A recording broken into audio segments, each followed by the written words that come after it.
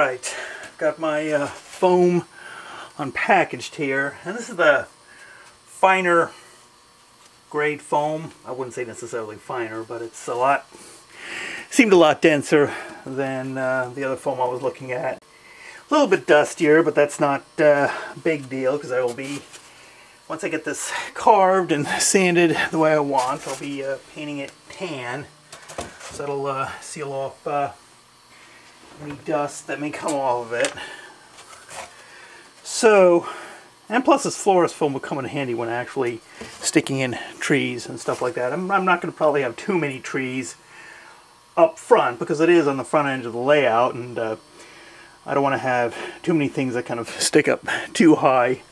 That'll easily get knocked off by big,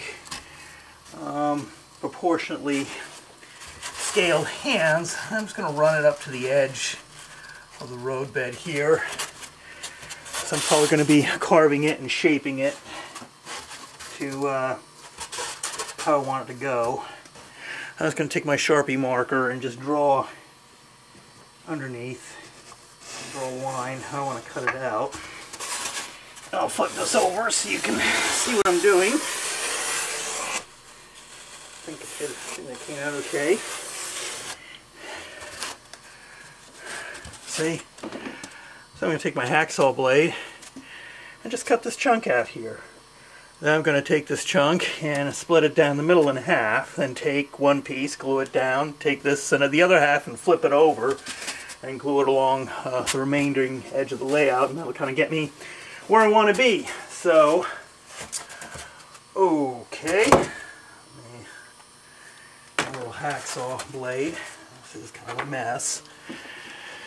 Let's go down. You can watch down here what I'm doing. And this stuff should cut fairly easily with my hacksaw blade. Oh, look at that, like butter. See that? Can you see it? Okay, yeah, you can see it. Just like that. Pretty neat.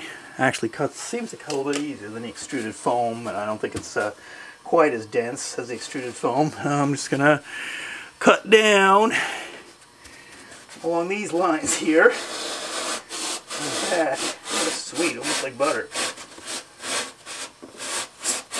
Alright.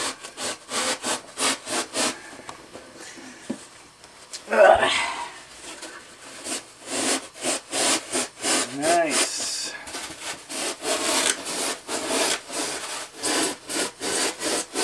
You don't have to worry about it being really exact, because I'm going to be shaping it, carving it, and sanding it, so we'll also be vacuuming it, because this thing kicks out a fair amount of dust. Alright, so I've got my piece cut out here. Let me hold it down here so you can see. Let's move this. There we go. Here. Got it cut out, contoured along the front edge of the layout. Now I don't need I don't want it or need it to be this tall, so I'm going to cut it down the middle. And it doesn't need to be exact, because I'm going to have kind of low rolling hills, if you want to call it that way. But, so it doesn't need to be exact. So I'm going to go ahead and split this puppy down the middle. Check it.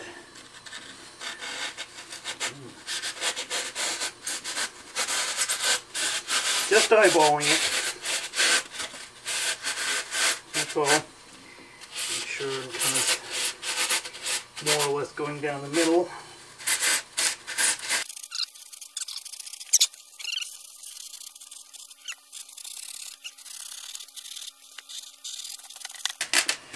There. Pull this off.